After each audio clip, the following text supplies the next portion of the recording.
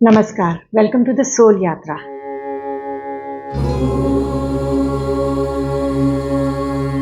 मैं नीलम, एक astro psychotherapist हूँ। मैं एक कार्मिक एस्ट्रोलॉजर हूँ और साइकोथेरेपिस्ट भी हूँ। तो मेरे को ना ये बहुत ज़्यादा व्हाट्सएप पे मैसेजेस आते हैं कि एस्ट्रो साइकोथेरेपिस्ट आखिर होता क्या है? तो जैसे मैंने अभी कहा, मैं कार्मिक एस्ट्रोलॉजर हूँ। आपके उन कर्मा के बारे में बताती हूँ जिनकी वजह से ना आप अपनी ज़िंदगी में स्टक हो जाते हैं और उन्हें परफॉर्म करना बहुत ज़रूरी होता है। तो ये कर्मा आपके किसी रिलेशनशिप से रिलेटेड हो सकते हैं, आपके वर्क से रिलेटेड हो सकते हैं, आपके पार्टनर से हो सकते हैं। किसी न किसी से वो ऐसे रिलेटेड होते हैं जिनकी वजह से ना आप अपनी ज़िंदगी में स्टक हो जाते हैं, क्योंकि आप वो कर्मा अच्छी तरह परफॉर्म नहीं कर रहे हैं, उसे इग्नोर कर रहे हैं। तो यहाँ पे काम आती है साइकोथेरेपी, क्योंकि हमारी जिस तरह से अपब्रिंगिंग हुई है, हमारा जिस तरह से सोचने का तरीका है, हमारा दुनिया को देखने का जो नज़रिया है, वो हमारे एनवायरनमेंट के ऊपर डिपेंड करता है। यानी कि हम किस घर में पले बड़े हैं, वहाँ पे हमें किस तरह की संस्कार दिए गए हैं, हमारी दुनिया के बारे में क्या सोच है, हमारा एनवायरनमेंट कैसा था, तो इनकी वजह से हमारी सोच बन जाती है। और अब अगर मैं कार्मिक कुंडली के अकॉर्डिंगली आपको वो सोच चेंज करने के लिए कहती हूँ, तो सबके लिए ये थोड़ा डिफ़िकल्ट हो जाता है, क्योंकि उस सोच को बिल्कुल चेंज करके एक डिफरेंट सोच को अपनाना होता है। तो यहाँ पे काम आती है साइकोथेरेपी। अगर आपको भी अपनी कार्मिक कुंडली दिखानी है, अपने कर्मा के बारे में जानना है कि किन कर्मास को करके ना अब आप आराम से आगे की ज़िंदगी लीड कर सकते हैं, चला सकते हैं ना, तो इस नंबर पे व्हाट्सएप कर दीजिए। तो जब एक बच्चा पैदा होता है ना, तो वो नए शरीर में पैदा हुआ होता है, पर जो उसकी आत्मा के संस्कार होते हैं वो बहुत पिछले जन्मों से चले आ रहे होते हैं। तो जब हमने ये जन्म लिया, तो पहला तो हम पिछले जन्मों के संस्कार लेके आ रहे हैं, हमारे सबकॉन्शियस माइंड में उसकी एक छाप बनी हुई है। और अब हम इस जन्म में जो हमारा नया जन्म है, उसके भी संस्कार इकट्ठे करेंगे। तो अब जिस परिवार में हम पैदा हुए हैं, हमारे माता-पिता कैसे हैं, हमारे दोस्त कैसे हैं, हमारे फैमिली मेंबर्स कैसे हैं, उन सब की जो हमारे साथ ट्रीटमेंट होगी, जिस तरह से वो हमें ट्रीट करेंगे, उनकी कोई ना कोई छाप हमारे अंतर्मन में रह जाएगी, हमारे सबकॉन्शियस माइंड में छप जाएगी। और जनरली अच्छी बातें हमारे दिमाग में बहुत कम टिकती हैं। हमारे अंदर इमोशंस जो ज़्यादा आते हैं, वो नेगेटिव इमोशंस छपते हैं, क्योंकि हमारा ब्रेन ही उसी तरह से ट्रेंड है। तो अब हमने उनसे रिलेटेड, अगर हमारे माता पिता ने हमारे साथ कोई अच्छा बिहेव नहीं किया, तो अब हमारे सबकॉन्शियस माइंड में वो जाके छप गया। अब वो हमें उम्र भर वो चीज़ याद रहेगी। अगर आप स्कूल में हैं और किसी ने आपको बुली कर दिया, तो ये चीज़ आपके सबकॉन्शियस माइंड में छप जाएगी। अब आप उसको कभी उम्र भर नहीं भूलेंगे। स्टेज फ़ियर हो सकता है, आपके अंदर कुछ अननोन फ़ियर्स हो सकते हैं, एंग्ज़ायटी हो सकती है, किसी अपनी बातें ना बताने की भी प्रॉब्लम होती है। कई लोग किसी के सामने अपने आप को एक्सप्रेस नहीं कर सकते, तो ये सारी साइकोलॉजिकल प्रॉब्लम्स हम लोग पूरे इस जन्म में इकट्ठा करना शुरू कर देते हैं। और ये सारी प्रॉब्लम्स हम इकट्ठा करके कहाँ रखते हैं? हमारी कुंडली के 8th हाउस में। क्योंकि जो 8th हाउस है ना, ये हमारे जीवन का वो गहरा कुआं है, वो सीक्रेट एरिया है जहाँ पे कोई नहीं जा सकता। सिर्फ हमें पता है कि हमारे क्या सीक्रेट्स हैं, हमें पता है कि हमारे क्या डर हैं और हमारी क्या डिज़ायर्स हैं, ऐसी सीक्रेट्स डिज़ायर्स हैं जो हम चाहते हैं कि फुलफिल हो जाए। तो जो 8th हाउस है ना, ये उसको रिप्रेजेंट करता है, हमारे जीवन के रहस्यों को, हमारे जीवन से, हमारे पिछले जन्म से कुछ हिडन सीक्रेट्स हैं जो हमारे अंदर हैं। और 8th हाउस पास्ट लाइफ के सीक्रेट्स के बारे में भी बताता है, क्योंकि आपने कभी कभी देखा होगा कि कुछ लोग बहुत अच्छा, सडनली छोटे बच्चे होते हैं, बहुत अच्छा गाना गाने लग जाते हैं। ये उनका हिडन टैलेंट था, जो वो पिछले संस्कार से लेके आया था, पिछले जन्मों से लेके आया था। कुछ होते हैं कि मैथ्स में बड़े अच्छे होते हैं, कुछ होते हैं बोलने में बड़े अच्छे होते हैं, कुछ बहुत अच्छी पोइट्री करते हैं, पर वो अभी बच्चे हैं, उन्हें पता ही नहीं है ये कहाँ से आ रहा है। तो ये सब चीज़ें उन्होंने इस जन्म में तो नहीं सीखी, वो अपने पिछले जन्मों के संस्कार लेके आए हैं। और इस जन्म में हो सकता है कि कुछ लोग आग से बहुत डरते हो, पानी में जाने से बहुत डरते हो, ऊंचाई से बहुत डरते हो, और ये उन्हें बचपन से डर है। मतलब आपने फोबिया सुने होंगे ना कि अरे हम आग नहीं देख सकते, हमें आग से डर लगता है, हम हाइट से नीचे नहीं देख सकते, हमें चक्कर आने लगते हैं, पानी देख के डर लगता है। तो ये सब भी वो हिडन सीक्रेट्स है जो अपने पिछले जन्मों से वो लेके आए हैं और इस जन्म में वो कैरी ऑन कर रहे हैं, क्योंकि उन्हें किसी ने सेटल डाउन नहीं किया। उनसे कैसे डील करना है वो किसी ने उसके बारे में बात ही नहीं की। तो जो ये एर्थ हाउस है ना, ये इन सब चीज़ों को डील करता है। इसके अलावा एर्थ हाउस ट्रांसफॉर्मेशन को बताता है। हमारे जीवन में एक ऐसा टाइम आता है जब हमें अपनी पूरी पर्सनालिटी को, अपनी पूरी सोच को ना पूरी तरह से तोड़ना पड़ता है, ख़त्म करना पड़ता है और एक नई सोच, एक नई पर्सनालिटी बनानी पड़ती है। आप इसको ऐसे सोचिए कि एक पक्का घड़ा है और उसको पूरी तरह से तोड़ दिया जाए, पक चुका है, उसे पूरी तरह से तोड़ दिया जाए। अब उसके एकदम छोटे छोटे बारीक, एकदम उसको कणों में, एकदम रेत में बना दिया जाए, मिट्टी बना दिया जाए। अब उसे दोबारा से एक नए घड़े में बनाए, इसे कहते हैं ट्रांसफॉर्मेशन। तो एर्थ हाउस ना इस तरह के ट्रांसफॉर्मेशन को दिखाता है। वो किसी के लॉस से रिलेटेड हो सकता है, अपनी खुद की आइडेंटिटी से रिलेटेड हो सकता है, अपनी सोच से रिलेटेड हो सकता है। तो एर्थ हाउस बहुत सारी हिडन चीज़ों को बताता है, बहुत सारे हिडन ट्रांसफॉर्मेशंस को बताता है, अच्छे ट्रांसफॉर्मेशंस को बताता है। पर ये ट्रांसफॉर्मेशन ईजी नहीं होते, क्योंकि अभी मैंने बताया ना कि एक पक्के घड़े को तोड़ के बनाना होता है। तो ये पूरी तरह से ना आपको तोड़ देगा, अगर उससे रिलेटेड महादशा चली या उससे रिलेटेड कोई अंतरदशा आई, पूरी तरह से आपकी उस लाइफ के उस एरिया को ख़त्म कर देगा जो आपके लिए अब काम की नहीं है, जो आपको बढ़ने में दिक्कत दे रही है, आपको आगे बढ़ने नहीं दे रही। तो एर्थ हाउस का लॉर्ड और उसमें बैठे जो ग्रह हैं ना, वो इस तरह के काम करते हैं। और इनके अलावा एर्थ हाउस के सिग्निफिकेटर्स क्या हैं? ये हमारी आयु को बताता है, ये मैरिज या पार्टनरशिप से जो होने वाला गेन है, धन का लाभ है, उसको बताता है। पर ये मैरिज पार्टनर्स के सेपरेशन को भी दिखाता है, ये डेथ और रीबर्थ को भी दिखाता है। हिडन ट्रूथ जो आपकी लाइफ से रिलेटेड है ना, उसका भी ये भाव है। ये हमारी इंटीमेसी से रिलेटेड जो सीक्रेट्स हैं, हमारी डिज़ायर्स हैं, उनको भी दिखाता है। ये आपके हिडन सीक्रेट्स हैं, आपके कुछ ऐसे पर्सनल सीक्रेट्स हैं जो दुनिया को नहीं पता, सिर्फ आपको पता है, उसको भी बताता है। अभी मैंने बताया ये ट्रांसफॉर्मेशन का घर है। ये आपके दूसरों से जो इनकम आपको मिलती है, यानी आप अपनी इनकम खुद नहीं कमा रहे हैं, वो आपको किसी से मिल रही है, ये उसको भी बताता है। आपके इन लॉज का घर है। ये इनहेरेंट प्रॉपर्टीज़ को दिखाता है। ये बहुत अच्छा साधना का घर है, यानी जो ऐसे साधक होते हैं जो बहुत डीप डाउन जाके कोई प्रैक्टिस करते हैं, अकल्ट प्रैक्टिसेस करते हैं, ये उसको भी दिखाता है। अकल्ट साइंस को दिखाता है, अच्छे रिसर्चर्स को, और ये एस्ट्रोलॉजी को दिखाता है। इससे आप अच्छे साइंटिस्ट देख सकते हैं। ये माइनर्स को दिखाता है, जो भी काम माइनिंग से रिलेटेड होता है, पेट्रोलियम से रिलेटेड होता है, जो ज़मीन के अंदर से हो रहा है, ये उसको भी दिखाता है। काल पुरुष की कुंडली के हिसाब से तो ये स्कॉर्पियो का घर है। और स्कॉर्पियो ज़ोडिएक कैसा होता है, स्कॉर्पियो साइन कैसा होता है? ये लोग बहुत ज़्यादा पैशनेट होते हैं, बहुत ज़्यादा मन लगा के कोई काम करते हैं, एकदम रिसर्च वर्क की तरह। जनरली जो हमारा स्कॉर्पियो साइन है ना, है तो ये जलीय राशि, पर ये बहता हुआ जल नहीं है। यानी बहता हुआ जल क्या होता है कि वो उसमें कभी गंदगी नहीं आती, वो बहता रहता है, साफ रहता है। ये एक तरह का रुका हुआ जल है, पर पानी है जो बहुत ज़्यादा डीप डाउन है, जिसके बारे में किसी को नहीं पता। यानी कि ऐसा डीप पॉन्ड है जो रुका हुआ है, वो पानी रुका हुआ है।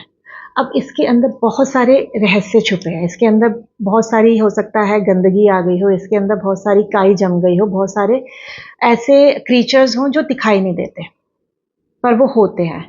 तो स्कॉर्पियो का जो साइन है बड़ा मिस्ट्री वाला होता है। तो जनरली जो ये स्कॉर्पियो साइन होता है, इसके ट्रेड्स होते हैं कि इन लोगों के अंदर गुस्सा बहुत होता है, इनके अंदर अग्रेशन होता है, इनके अंदर जेलसी होती है कि दूसरे के पास ये चीज़ कैसे है, मुझे भी चाहिए।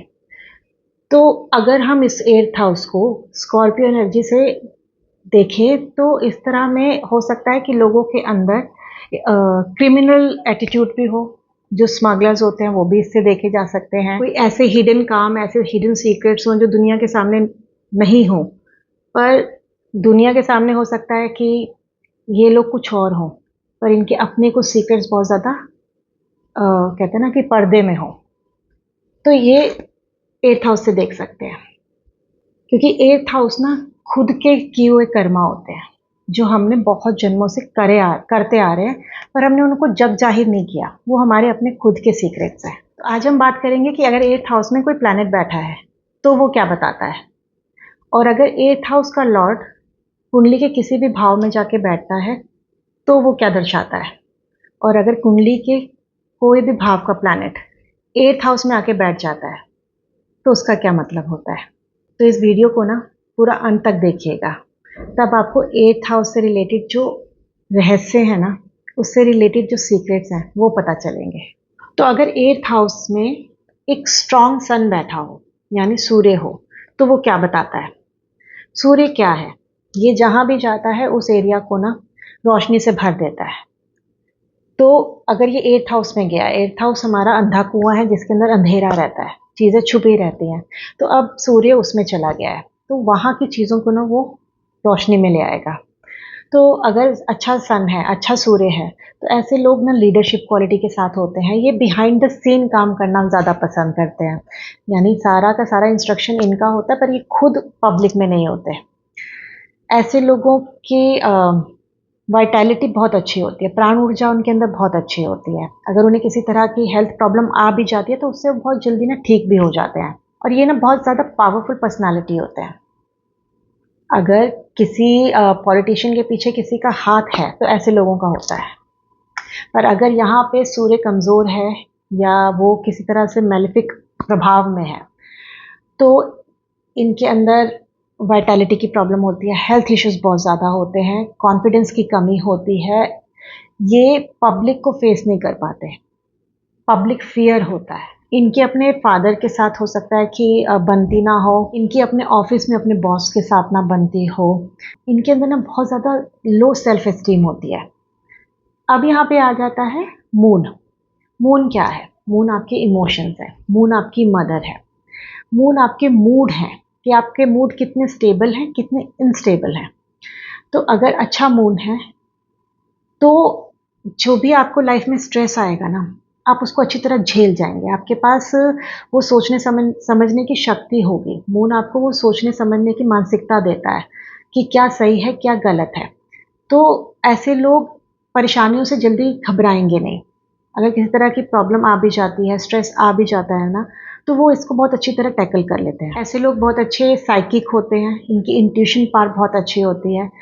ये दूसरों के ह्यूमन नेचर को ना पहचानने में बहुत अच्छे होते हैं, क्योंकि इनको खुद को पता होता है, क्योंकि ये खुद ना बहुत ज़्यादा इमोशंस को डीप डाउन फील करते हैं।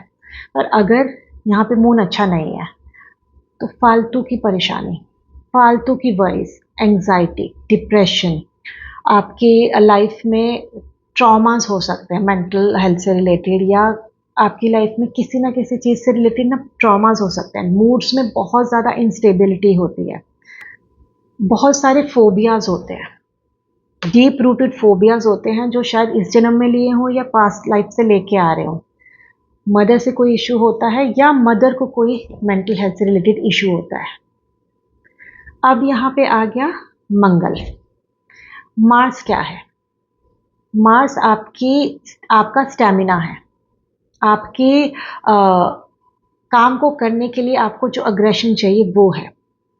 अगर यहाँ पे स्ट्रॉन्ग मार्स बैठ जाता है तो यहाँ पे ये उल्टा हो जाता है। तो यहाँ पे अगर आपका एक स्ट्रॉन्ग मंगल बैठ गया है तो स्ट्रॉन्ग मंगल क्या दिखाएगा कि आप बहुत ज़्यादा करेजियस होंगे, आपके अंदर रिस्क लेने की बहुत अच्छी एबिलिटी होगी, आपके अंदर कंपटीशन को फेस करने की बहुत अच्छी स्पिरिट होगी। पर इसके साथ ये ब्लड रिलेटेड इश्यूज दे देता है, एक्सीडेंट्स दे देता है, चोट दे देता है, ये सर्जरीज दे देता है अगर यहाँ पर स्ट्रॉन्ग मार्स है। पर यहीं पे अगर वीक मार्स है तो ये सारी प्रॉब्लम्स ना टेपर डाउन हो जाती है, इंक्लूडिंग करेज, यानी करेज भी कम हो जाता है, कंपटीशन स्पिरिट भी कम हो जाती है।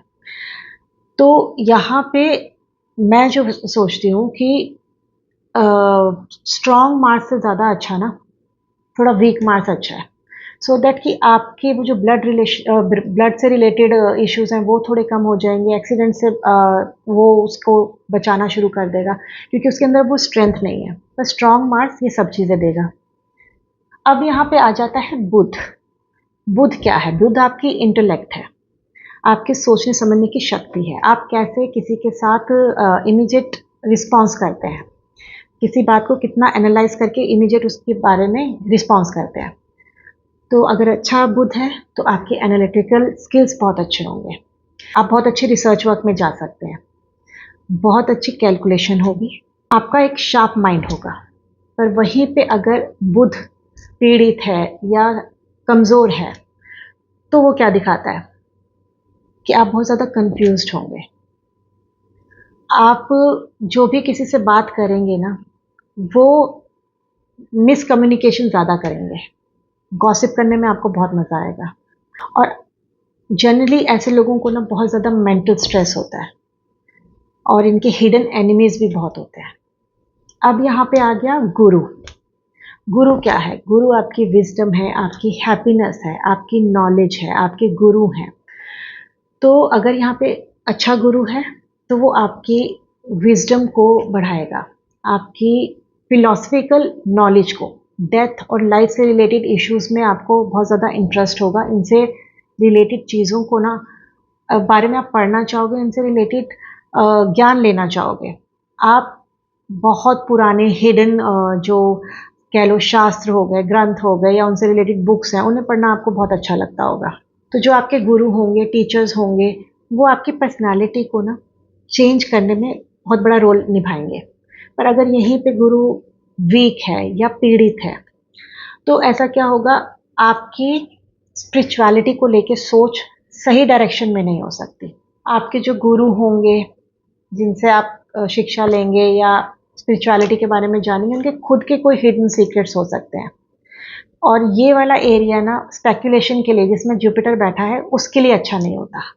अब हम बात करेंगे सैटर्न की, कि शनि यहाँ पे क्या दिखाता है। वैसे तो शनि 8th हाउस का ही कारक ग्रह है, तो उसका काम होता है यहाँ पे आयु को बढ़ा देता है। ये आपको किसी भी चीज़ में ना मास्टरी करवा सकता है। कोई भी ऐसा काम जिसके अंदर आपको लंबे समय तक काम करना है, उसके ऊपर रिसर्च वर्क करना है, उसके बारे में बार बार काम करना है, अ, तो ऐसे लोग उस चीज़ में ना मास्टर बन जाते हैं। और अच्छा सैटर्न लाइफ के चैलेंजेस को झेलने की क्षमता दे देता है, लाइफ को डिसिप्लिन कर देता है। पर वहीं पे अगर ये सैटर्न अच्छा नहीं है तो यहाँ पे क्या होगा, इंसान बहुत ज़्यादा कंफ्यूज रहेगा अपने कर्मों को लेके, अपने एक्शंस को लेके। वो कोई भी काम जो वो करना चाहता है उसके लिए कभी भी कमिटेड नहीं होगा, कोई भी काम टिक के एक जगह आराम से कर नहीं पाएगा, लाइफ में डिसिप्लिन नहीं होगा, हेल्थ प्रॉब्लम बहुत ज़्यादा होगी, कोई क्रॉनिक इलनेस होगी जिसका कोई इलाज नहीं है, वो चलती जा रही है। जनरली अगर खराब सैटर्न यहाँ बैठा होता है तो इसे कहते हैं कि ये इंसान ना कार्मिक डेट्स लेके पैदा हुआ है। और रही बात अगर यहाँ राहु केतु है, तो राहु चाहे अच्छा हो या उसके ऊपर अगर राहु के ऊपर जुपिटर की दृष्टि हो या मैं कहूँगी सैटर्न की भी दृष्टि हो, तो ऐसे लोग ना डिसिप्लिन हो जाते हैं, ज़्यादा कंफ्यूज नहीं होते अपनी लाइफ में कि उन्हें क्या करना है क्या नहीं करना है। Deep down research, deep down studies वो करना चाहते हैं, उसमें वो राहु में कर भी लेते हैं। ठीक है, बहुत ज़्यादा हिडन सीक्रेट्स होते हैं क्योंकि ये राहु है ना, इसने ऑलरेडी ही राहु की अगर आपको स्टोरी पता होगी कि वो छुप के उसने वो अमृत पिया था। तो ऐसे लोगों के बिना बहुत डीप डाउन सीक्रेट्स होते हैं, ऐसे सीक्रेट्स होते हैं जो नॉर्मल हम लोग समझ नहीं सकते। तो यहाँ पे राहु ये काम करता है। पर केतु का जो काम होता है, वो केतु इस एरिया का मास्टर हो जाता है, क्योंकि केतु भी खुद ही 8th हाउस से रिलेटेड है। केतु भी आइसोलेशन है, 8th हाउस भी आपका मोक्ष का घर है, केतु भी मोक्ष दिखाता है। केतु स्पिरिचुअलिटी की तरफ लेके जाता है, 8th हाउस भी आपको स्पिरिचुअलिटी के अंदर लेके जाता है। केतु आपके स्पिरिचुअल अवेकनिंग, स्पिरिचुअल जर्नी के बारे में बताता है, 8th हाउस भी आपके स्पिरिचुअल जर्नी के बारे में बताता है। तो यहाँ पे केतु अच्छा काम करता है। और अगर केतु के ऊपर जुपिटर की दृष्टि हो जाए तो स्पिरिचुअलिटी में बहुत आगे लेके जाता है। तो अब बात करते हैं कि कुंडली के अगर किसी भी भाव का स्वामी 8th हाउस में आके बैठ जाता है तो वो क्या बताता है। तो 8th हाउस क्या है, हम सब जानते हैं। 8th हाउस में अगर किसी भी भाव का स्वामी आके बैठता है तो वो उस भाव से रिलेटेड ट्रॉमास, उस भाव से related fears, phobia, psychological problems, hidden truth, उस हाउस से रिलेटेड आपकी लाइफ में कुछ ऐसा काम हुआ है जो आप दुनिया को नहीं दिखाना चाहते, दुनिया से छुपाते हैं, पर उसकी वजह से ना आपकी लाइफ पे बहुत ज़्यादा असर पड़ता है और वो अच्छा नहीं होता, वो बुरा असर पड़ता है। तो अगर फर्स्ट हाउस का लॉर्ड 8th हाउस में आके बैठ जाता है, फर्स्ट हाउस क्या है, आपकी अपेयरेंस है, आप कैसे दिखते हैं, आपको आपकी पर्सनालिटी कैसी है, आपकी वाइटैलिटी कैसी है, आपके अंदर कितना स्टैमिना है, ये सब चीज़ें दिखाई जाती है। आपकी हाइट, आपका कलर, आपके दिखते कैसे हैं, वो सब दिखता है।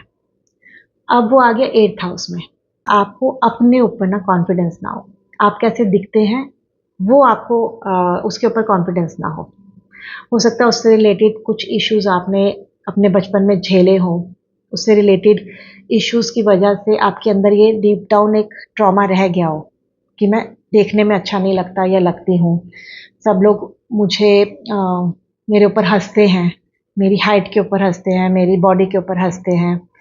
तो जनरली जब फर्स्ट हाउस का लॉर्ड 8th में आ जाता है ना तो इस तरह के ट्रॉमास देने लगता है। जैसे जैसे आप बड़े होने लगते हैं तो ये ट्रॉमा तो आपके अंदर है पर आप उससे डील करना शुरू कर देते हैं। वो डील कैसे शुरू करते हैं कि आप जब भी बाहर निकलेंगे तो अपने आप को बहुत अच्छी तरह तैयार होके निकलेंगे, अपनी अपीयरेंस के ऊपर बहुत ध्यान देंगे, पर डीप डाउन आपको अंदर से लग रहा होता है कि कहीं ये मेरे को जज तो नहीं कर रहा, मेरी बॉडी को जज तो नहीं कर रहा, मेरे कलर को जज तो नहीं कर रहा। पर सामने आप दूसरे के सामने ये डर नहीं दिखाएंगे, दूसरे के सामने तो आप पूरे कॉन्फिडेंस में मिलेंगे, पर डीप डाउन आपके अंदर ये डर हमेशा बना रहेगा, डीप डाउन ये ट्रॉमा आपके अंदर हमेशा बना रहेगा कि मैं फिजिकली अच्छा नहीं लगता या लगती। और अब 8th हाउस का लॉर्ड फर्स्ट में चला गया, उसमें चला गया, तो वो क्या बताता है कि आपके अपने से रिलेटेड बहुत सारे ऐसे इश्यूज हैं, ऐसे हिडन सीक्रेट्स हैं जो आप दुनिया को दिखाना नहीं चाहते। या ये कह लो कि अगर 8th हाउस क्या है, ट्रांसफॉर्मेशन का है ना, तो जब 8th हाउस के लॉर्ड की महादशा शुरू होती है तो वो आपके अंदर पूरा चेंज करते हैं, आपके फिजिकल लुक के अंदर पूरी तरह से चेंज कर देता है। आप जैसे पहले दिखते थे अब आप वैसे नहीं दिखते। ऋतिक रोशन को आप देख लीजिए कि वो जैसा दिखता था बचपन में अब वो वैसा नहीं है। या बहुत सारे एक्टर्स हैं जो पहले देखने में बहुत ज़्यादा हैवी थे, आलिया भट्ट देख लीजिए, जानवी कपूर देख लीजिए, तो ये इस तरह की ट्रांसफॉर्मेशन दे देता है अगर फर्स्ट हाउस का 8th हाउस का लॉर्ड फर्स्ट में चला जाए। मैं ये नहीं कह रही कि उनकी कुंडली में ये है, पर मैं ये कह रही हूँ कि वो इस तरह का ट्रांसफॉर्मेशन दे देता है कि इंसान पूरी तरह से ना अपने आप को चेंज कर देता है, अपने जो अंदर के डर है ना, अपने अंदर के जो ट्रॉमास है ना, वो उनको फेस कर लेता है। अब सेकेंड हाउस का लॉर्ड आ गया 8th हाउस में, तो जब सेकेंड हाउस का लॉर्ड 8th में आ जाता है तो परिवार से रिलेटेड कुछ ऐसे सीक्रेट्स होते हैं जो बचपन से आपको पता होते हैं, आपको उनसे रिलेटेड इश्यूज होते हैं, उनसे रिलेटेड आपके अंदर बहुत सारी बेचैनी रहती हो, बहुत परेशान रहते हो, ऐसे सीक्रेट्स हो कि आप दूसरों के साथ शेयर भी नहीं कर सकते। शायद वो घर के फाइनेंस से रिलेटेड हो, घर के रहने के अकॉर्डिंगली या घर के संस्कारों से रिलेटेड हो। ये ऐसी चीज़ें हैं कि आप दूसरों के साथ शेयर नहीं कर पाते, और अगर आप शेयर करना भी चाहें तो दिमाग में क्या आता है कि लोग क्या कहेंगे, लोग क्या सोचेंगे। तो ये वाला जो ट्रॉमा है ना आपके साथ उम्र भर चलता रहता है। तो इसीलिए क्या करते हो कि आप दूसरे लोगों को अपने घर नहीं बुलाते या अपने परिवार वालों को उनसे नहीं मिलवाते। तो ये जो आप ट्रॉमा लेके चल रहे होते हो ये आगे भी चल, मतलब आप आफ्टर मैरिज या आप एज हो जाती है उसके बाद भी आपको वो हॉन्ट करता रहता है। अब यहाँ पर 8th हाउस का लॉर्ड चला गया सेकेंड हाउस में, ट्रांसफॉर्मेशन का, डेथ का, यानी किसी भी चीज़ को नया बर्थ लेने के लिए ना पहले डेथ से गुजरना पड़ता है, मृत्यु से गुजरना पड़ता है। तो अब 8th हाउस का लॉर्ड चला गया सेकेंड हाउस में, तो हो सकता है कि आप अपने परिवार में बहुत ज़्यादा ट्रांसफॉर्मेशन लेके आए, उनसे रिलेटेड जो इश्यूज चल रहे हों, घर के कुछ ऐसे रीति रिवाज हो या ऐसी कुछ ट्रेडिशंस हो जो सबके लिए सही ना हो, आप उन ट्रेडिशंस को ब्रेक करें।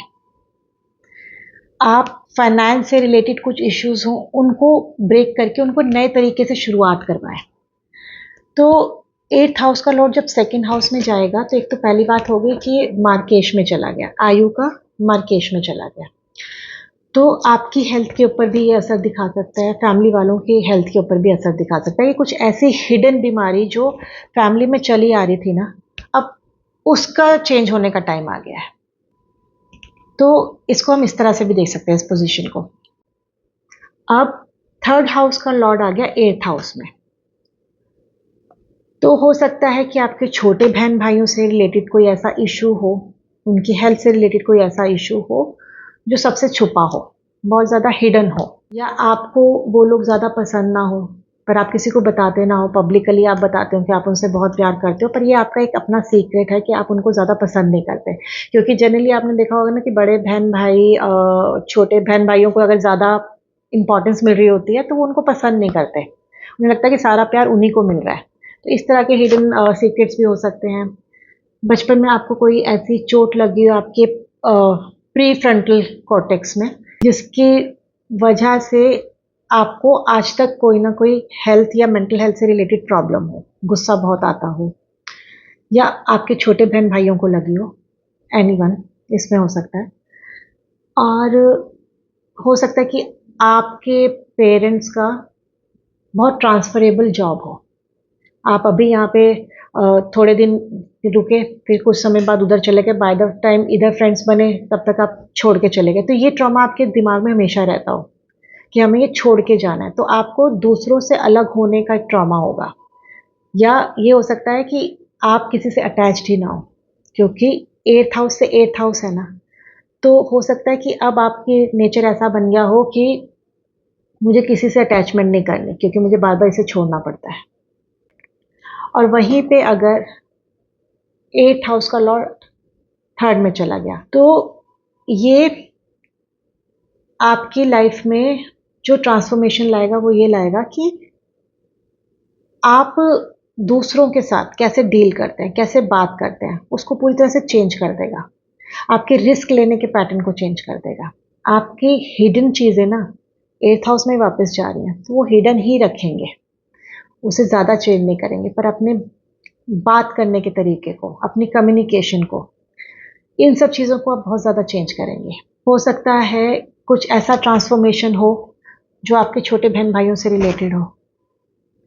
तो जब 8th हाउस का लॉर्ड 3rd में चला जाता है तो बहुत सारी चीज़ें जो छुपी थी वो 3rd हाउस के यानी कम्युनिकेशन के थ्रू बाहर आ सकती हैं। इस चीज़ का भी ध्यान रखना चाहिए। अब 4th हाउस का लॉर्ड 8th हाउस में आके बैठ गया, तो हो सकता है घर का जो माहौल हो ना बहुत ज़्यादा लड़ाई झगड़े वाला जिसकी वजह से आपके अंदर बचपन में ही ना एक ट्रॉमा बैठ गया हो सकता है मदर बहुत ज़्यादा अब्यूजिव हो, या घर की जो फीमेल्स जिसके साथ भी आप रहते हैं उनका नेचर भी बहुत अच्छा ना हो, और आपके अंदर वो बचपन में घर से रिलेटेड, मदर से रिलेटेड एक ट्रॉमा रह गया हो, एक एंग्जाइटी रह गई हो। तो जब भी आप अब के जीवन में अगर आप एक एज में आ गए हैं, किसी भी मदर लाइक फीमेल से डील करते हो या घर के बारे में दूसरों के घरों को देखते हो, तो आप अपने घर से रिलेट करते हो कि यार मेरे घर का तो माहौल ऐसा था नहीं, देखो ये कितने लकी हैं। तो अगर 4th हाउस का लॉर्ड 8th में आके बैठता है तो इस तरह के लाइफ की डीलिंग्स को बताता है, बचपन की लाइफ की डीलिंग्स को, कि घर का माहौल अच्छा ना हो, जिसकी वजह से उसका ट्रॉमा ना आप आज तक इस जीवन में झेल रहे हो। तो अब 8th हाउस का लॉर्ड बैठ गया 4th हाउस में, मोक्ष हाउस का घर लॉर्ड बैठ गया मोक्ष में। तो मदर से रिलेटेड कुछ ऐसे सीक्रेट्स हो जो आपको पता हो या आपके सामने आए हों, आपकी मदर की हेल्थ से रिलेटेड कुछ इश्यूज हो जो उन्होंने नहीं बताए हो पर आपको एक टाइम के बाद पता चले, क्योंकि आपकी कुंडली में होगा ना 8th हाउस का लॉर्ड 4th हाउस में अगर बैठा है, तो हो सकता है आपके घर में उतनी अच्छी इनकम ना हो, पर आप दुनिया को ऐसे दिखाते हो कि हाँ नहीं हमारी तो एकदम सही है, पर आपके दिमाग में जो बचपन में जो हमारा दिमाग सोच लेता है ना, उसमें आपने सोचा हो कि मैं जब बड़ा हो जाऊं या बड़ी हो जाऊंगी तो मैं खूब धन कमाऊंगी, मैं खूब पैसा कमाऊंगी। तो ये आपका एक हिडन सीक्रेट हो। आपका आपको लाइफ में वो नरिशमेंट नहीं मिली, वो मदरली नरिशमेंट नहीं मिली जो हर बच्चे को चाहिए, तो आपको उसकी कमी पूरी उम्र खलती रहे। इस पोजीशन से ये भी दिखता है। तो अगर फिफ्थ हाउस का लॉर्ड एट्थ में हो, तो फिफ्थ हाउस हमारे पूर्व पुण्यों का घर है, हमारी इंटेलेक्चुअल स्ट्रेंथ का घर है, हमारे लव अफेयर्स, क्रिएटिविटी, मंत्र साधना। अब ये एट्थ हाउस में आके बैठ गई है, तो हो सकता है कि पिछले जन्मों में जो हमने अच्छे काम अधूरे छोड़ दिए थे, इस जन्म में हम लोग वो कैरी ऑन कर लें। हो सकता है कि आपने जो पिछले जन्मों में मंत्र साधना की है उसी को आगे कैरी ऑन कर लें। जो पिछले जन्मों में आपने क्रिएटिविटी जो शुरू की थी उसको इस जन्म में शुरू कर दें। इनिशियली आप लोगों से इसे छुपाएं। आप हो सकता है ना किसी को बताना चाहें कि मैं ये कर रहा हूँ। आपके इस जन्म के कुछ लव अफेयर्स हो जो आप दुनिया को ना बताना चाहते हो, किसी को नहीं बताना चाहते हो, ये हिडन हो। प्रोजनी से लेकर कुछ इश्यूज हो सकते हैं, या प्रोजनी से रिलेटेड कुछ ऐसे सीक्रेट्स हों जो आप दुनिया में नहीं दिखाना चाहते, वो छुपे हुए हैं। और वहीं पे अगर एट्थ हाउस का लॉर्ड फिफ्थ में आके बैठ जाता है, तो ये पढ़ाई में ट्रांसफॉर्मेशन कराता है, आपकी सोच में ट्रांसफॉर्मेशन कराता है। और वो कैसे कराता है कि आप जो पढ़ रहे होंगे उससे रिलेटेड काम नहीं करेंगे, या सडनली आप उस पढ़ाई को छोड़ के ना दूसरी पढ़ाई करना शुरू कर देंगे। आप किसी तरह की कोई मंत्र साधना या किसी रिलीजन को आप फॉलो करना चाह रहे हो, या सॉरी इधर रिलीजन नहीं बोलूँगी, बट आप किसी तरह की पूजा करते हो, मंत्र करते हो, सडनली एट्थ हाउस की दशा में आप पूरा चेंज करके एक नए तरीके से उसके बारे में सोचने लगें या नए तरीके से करना शुरू कर दें। और आपके अपने बच्चों के साथ हो सकता है सोच चेंज हो जाए, आपकी थिंकिंग चेंज हो जाए, कि जिस तरह से आप पहले अपने बच्चों को ट्रीट करते थे एट्थ हाउस की दशा में, अब आप पूरी पर्सनालिटी चेंज होगी या उनकी पर्सनालिटी आपसे पूरी तरह से चेंज हो गई। अब सिक्स्थ हाउस का लॉर्ड बैठ गया एट्थ हाउस में, तो हो सकता है कि बचपन में आप बहुत ज़्यादा बीमार रहते हो, बीमारी पता ही ना चलती हो कि बीमारी है क्या, हर थोड़े थोड़े दिन में आप बीमार पड़ जाते हो, रीज़न ही ना पता चले, और जिसकी वजह से आपकी डिपेंडेंसी दूसरों पे बहुत ज़्यादा हो जाती हो, क्योंकि जब अपनी हेल्थ ख़राब होती है तो हम दूसरे के ऊपर डिपेंड करने लगते हैं। वैसे तो ये सिक्स्थ हाउस का लॉर्ड एट्थ हाउस में बैठता है तो विपरीत राजयोग बनाता है, which is good for financial gain. Financially वो आपको स्टेबल कर देगा, पर मेंटली वो आपको बहुत स्ट्रेस देगा, क्योंकि आप बचपन में या आपके साथ बीमारियां ना ऐसे चलती हो जैसे कि अभी आई अभी गई, अभी आई अभी गई, मतलब आपको वो टाइम नहीं मिलता हो अपने आप को रिकवर करने का, जिसकी वजह से आपको बहुत ज़्यादा मेंटल टेंशन रहती हो। और यही चीज़ आपकी आगे जाके, यानी आप जब बड़े हो जाएं, सेम रहती हो कि आपको बीमारी से बहुत डर लगता हो कि अगर मैं बीमार पड़ गया ना तो अब फिर दोबारा से मेरे इतना टाइम खराब हो जाएगा। अब एट्थ हाउस का लॉर्ड अगर सिक्स्थ हाउस में आ गया तो ये भी विपरीत राजयोग बनाता है, पर ये आपकी जो बीमारियां हैं ना उनको ठीक कर देता है। यानी बीमारी जो छुपी हुई थी, जो पता नहीं चलती थी, वो निकल के आने लगेंगी। छुपे हुए शत्रु वो निकल के आने लगेंगे, आपके सामने आने लगेंगे। आपके हो सकता है कि आपके मामा मौसी के कुछ ऐसे हिडन सीक्रेट्स हो या ऐसी उनसे रिलेटेड कोई इश्यूज हो जो पता चल जाते हैं, यानी जो सरफेस पे आना शुरू हो जाते हैं, या उनके अंदर ही कोई ऐसा ट्रांसफॉर्मेशन आ जाए सडनली। तो अगर एट्थ हाउस का लॉर्ड सिक्स्थ में आता है तो ये आपकी हेल्थ के अंदर ट्रांसफॉर्मेशन कराता है, यानी आप अपनी हेल्थ के ऊपर फोकस हो जाते हो, आपकी हेल्थ के लिए बेनिफिशियल हो जाता है। अब सेवेंथ हाउस का लॉर्ड आ गया एट्थ हाउस में। सेवेंथ हाउस क्या है? आपकी पब्लिक डीलिंग, आपके पार्टनर यानी लाइफ पार्टनर भी प्लस आपके बिजनेस पार्टनर भी। अब इसका लॉर्ड आ गया सेकंड हाउस में, अपने से दूसरे में आ गया। तो एक तो पहली बात, ये मैरिज के बाद आपको धन का लाभ कराता है, आपकी पार्टनरशिप से फाइनेंशियल गेन होता है, और ऑल टुगेदर आप जो आप पब्लिक से पैसा लेते हैं ना, वो इस हाउस में जाके छुप जाता है। ये ऐसी चीज़ है जो हिडन है दुनिया से, किसी को नहीं पता, पब्लिक में नहीं है। पर वहीं पे अगर 8th हाउस का लॉर्ड 7th में आके बैठ जाता है, पार्टनर्स के साथ हो सकता है रिलेशनशिप में प्रॉब्लम आए, आपके पार्टनर से रिलेटेड कोई ऐसा सीक्रेट हो जो आपको परेशान करता हो, या आपकी पार्टनर की हेल्थ खराब रहती हो जो आपकी परेशानी का कारण बनती हो। आप के अंदर हो सकता है कि सोशल एंजाइटी हो, आप पब्लिकली बात ना कर पाते हो। तो ये सब वो सीक्रेट्स हैं जब आपका 8th हाउस का लॉर्ड ना 7th हाउस में आ जाता है। तो सोशल एंजाइटी, पब्लिक डीलिंग, इन सब में आपको प्रॉब्लम आती हो। अब 8th हाउस का लॉर्ड 8th हाउस में अपने में ही बैठा है, अगर अच्छा है तो वो आपको अकल्ट में, आपको hidden areas of life, philosophy of life, इन चीज़ों में ना एक्सपर्ट बना दे, रिसर्च वर्क में एक्सपर्ट बना दे। ऐसे लोग तंत्र विद्या में भी होते हैं, ऐसे लोग बहुत अच्छे साधक बन जाते हैं।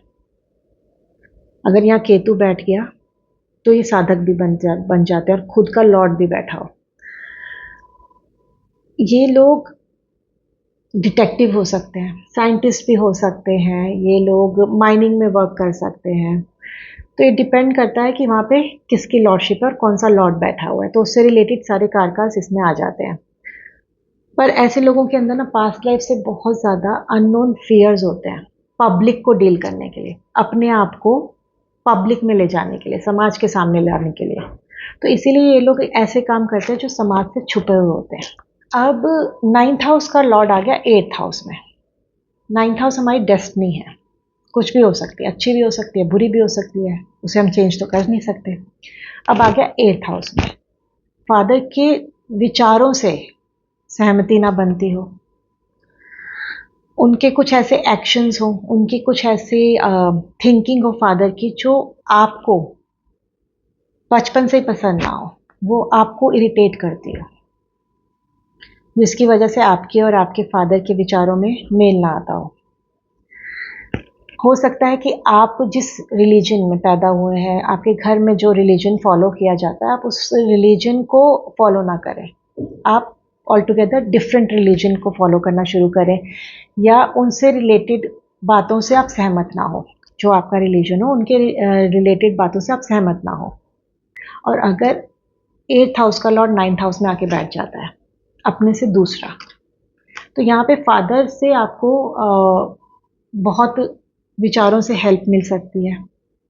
अपने से दूसरा बैठ गया और प्रारब्धा में बैठ गया, या वहाँ पे अगर 8th हाउस का लॉर्ड 9th हाउस में बैठ जाता है तो उससे हिडन सीक्रेट्स को वो ओपन अप, ट्रांसफॉर्मेशन करना शुरू करता है।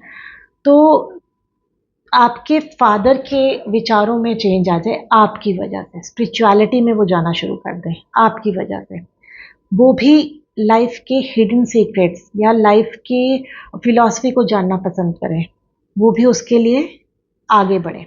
आपका जो पैसा कमाना हो गया वो अपने देश में ना हो, विदेश में जाके हो गया, कि आप वहाँ बाहर जाएं, अपने देश से थोड़ा दूर जाके पैसा कमाएं। और आपका जो भाग्य है वो विदेश जाके ही खुले। और जब 8th हाउस का लॉर्ड ना 9th हाउस में जाता है तो वो आपके अंदर वो एक्सेप्टेंस दे देता है अपने भाग्य को एक्सेप्ट करने की।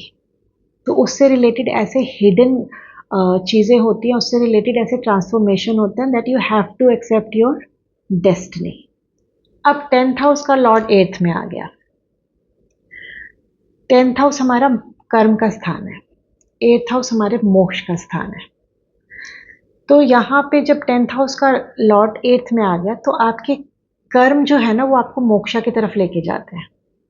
तो आपके कर्म हो सकते हैं ऐसे हों कि आप बहुत छुप के दान पुण्य करने वाले हों, लोगों को नहीं बताते, क्योंकि आपके कर्मों का मतलब ही यही है कि ऐसा काम करें जो दुनिया को ना पता चले, क्योंकि 10th हाउस का लॉर्ड 8th में आके बैठ गया है।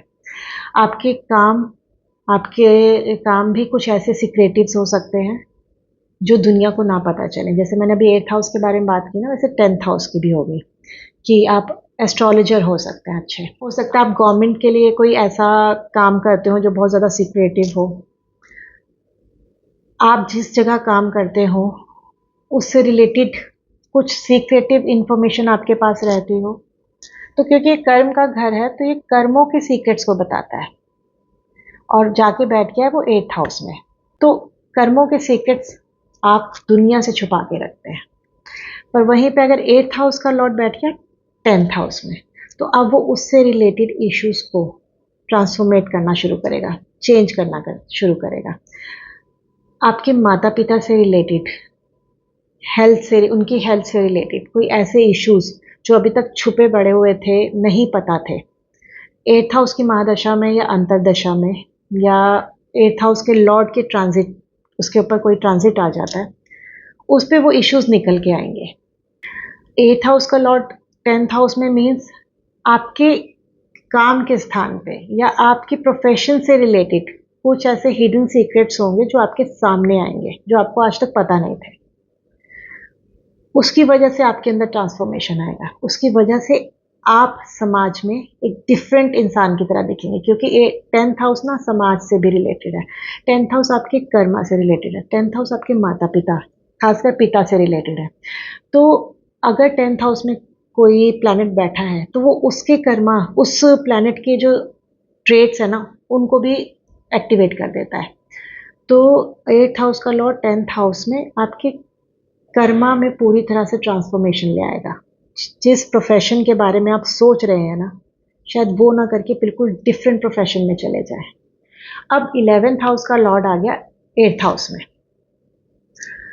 तो आपकी इनकम हो सकता है किसी हिडन वे में आती हो, ये देखा जा सकता है। आप के बड़े बहन भाइयों का कोई सीक्रेट हो जो आपको नहीं पता हो, आपके दोस्तों के राज, मतलब उनके ऐसे सीक्रेट, बचपन के दोस्तों के ऐसे सीक्रेट जो आपने अपने दिल में छुपा के रखे हों, और ये आपके सोशल सर्कल से रिलेटेड भी है। तो हो सकता है कि आपके कोई ना सोशल सीक्रेटिव सोशल सर्कल्स हो जो आप दुनिया को नहीं दिखाना चाहते। तो जिनका 11th हाउस का लॉर्ड 8th हाउस में बैठता है, मटेरियल गेन के लिए बहुत अच्छा होता है, पर फिर भी उनका बचपन अच्छा नहीं होता। अब वहीं पे 8th हाउस का लॉर्ड अगर 11th में आ जाए, तो 11th आपके बड़े भाई बहनों से रिलेटेड है, 11th आपकी इनकम से, आपके गेन से रिलेटेड है, आपके फ्रेंड सर्कल से, नेटवर्क सर्कल से, इनसे रिलेटेड है। तो हो सकता है कि आप किसी कम्युनिटी में हो, किसी फ्रेंड सर्कल में हो, सडनली आपको उनके बारे में पता चल जाए, उनके सीक्रेट्स खुलने लग जाए, आपको अपने भाई बहनों के कुछ ऐसे सीक्रेट्स पता चले जो शायद आपने कभी सोचे भी ना हो, आपके उनके इनकम के ऐसे कोई सीक्रेट्स पता चल जाए भाई बहन के, बड़े बहन भाइयों के, जो आपसे अभी तक छुपे हों। जिसका 8th हाउस का लॉर्ड 11th में होता है और इसकी महादशा शुरू हो जाती है, तो जैसे जैसे उम्र बढ़ती जाती है तो ये 11th हाउस के जो काम है ना, उनको अच्छा करता जाता है। उनके जो सीक्रेट्स है ना 11th हाउस के कामों से रिलेटेड, जो अभी तक आपको समझ नहीं आ रहे थे, वो खुलने लगते हैं। वो आपकी ट्रांसफॉर्मेशन उन चीज़ों में करना शुरू कर देता है, और जिसकी वजह से ना आपको गेन होना शुरू होता है। अब 12th हाउस का लॉर्ड आ गया 8th हाउस में। 12th हाउस मोक्ष का घर है, 8th हाउस मोक्ष का घर है, पर 12th हाउस हीलिंग का है। 8th हाउस आपकी अकल्ट नॉलेज का है, आपके जो पास्ट लाइफ में जो आपने नॉलेज इकट्ठी की है, इस लाइफ में जो नॉलेज इकट्ठी की है, उसका है, वो सीक्रेट्स नॉलेज का घर है। अब उसका लॉर्ड आ गया 8th हाउस में। तो जनरली क्या होता है कि मैंने देखा है कि ऐसे लोग बहुत अच्छे हीलर बन जाते हैं। ऐसे लोग दूसरों के तकलीफ को समझने में ना एक्सपर्ट हो जाते हैं। और इसका रीज़न क्या होता है? तो इसका रीज़न ये है कि 12th हाउस डिटैचमेंट का है, आइसोलेशन का है, बीमारियों का है। आपके पूरे कर्म जो इकट्ठे हो गए ना वहाँ पे, उनको ख़त्म करने का है। इतने सारे कर्मा का लोड लेके 12th हाउस चलता है। ये आपकी फिजिकल आइडेंटिटी को ख़त्म करने का घर है, यानी कि अब आप शरीर नहीं हैं, आप आत्मा हैं। 12th हाउस को आप ये समझ के चलिए। तो जब 12th हाउस का लॉर्ड 8th में आता है, तो ये जो सारी हिडन नॉलेज होती है ना 8th हाउस की, ये वो उसको बढ़ा देता है। ये उसको लेना शुरू कर देते हैं, जिनकी ये पोजीशन होती है। वो और जानना चाहते हैं, वो और इसके बारे में पता करना चाहते हैं, क्योंकि वो बाय हार्ट हीलर हैं। और हीलर ये वो वाले हीलर नहीं है कि जिनको भगवान ने एक साइकिक पावर दे दी है, या भगवान ने उनको बचपन से ही उस लाइन में डाला है। ये वो हीलर है जो पेन सह के सीख के हीलर बने हैं। यानी जिस चीज़ की वो हीलिंग करते हैं, जिस चीज़ के बारे में भी वो बात करते हैं, उन्हें उस हीलिंग, उस प्रोसेस से गुजरना पड़ता है। वो खुद उस पेन को झेल चुके होते हैं, उससे बाहर आ चुके होते हैं, तो इसीलिए वो दूसरों की बहुत अच्छी तरह हील कर पाते हैं। ये उनका सीक्रेट होता है, क्योंकि उन्होंने वो खुद को उस पेन में देखा होता है। तो वो इंसान की साइकोलॉजी बहुत अच्छी तरह समझ सकते हैं, उनके साथ एम्पैथी रख सकते हैं, उनके शूज़ में घुस के वो सोच सकते हैं कि इनको किस तरह से ठीक किया जा सकता है।